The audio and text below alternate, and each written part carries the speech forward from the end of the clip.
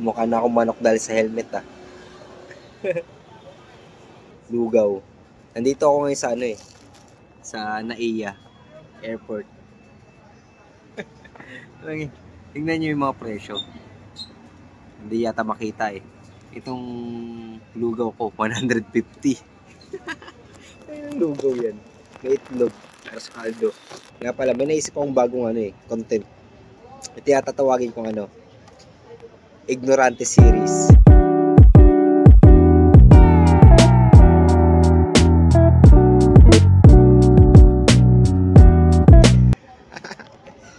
Mga lugar na hindi ko pa nakakainan, mga bagong lugar na napupuntahan ko pa lang.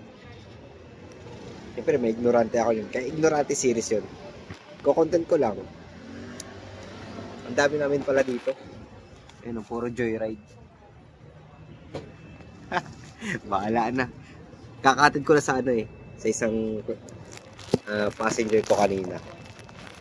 Binayad sa akin. Yung binayad sa akin, pinanglugaw ko na agad.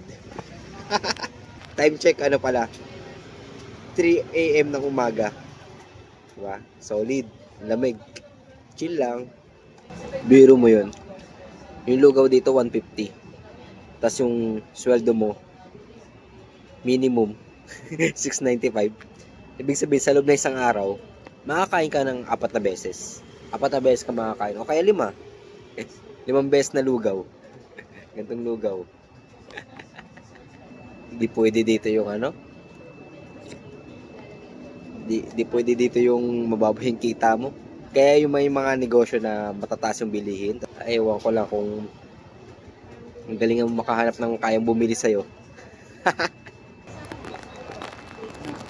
Ano naman, pero kailangan talaga sinisimot mo to eh. Sayang eh.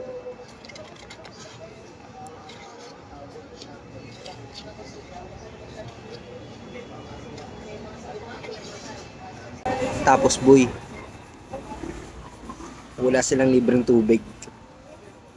Bibili ka ng tubig. Ayan. Ganyan kaliit. 40 pesos. Alam mo yung isa sa mga problema ng traveler, yung kumain ka para mabusog. Kaso ang problema, imbis mabusog ka, natatai ka na. Putang ina.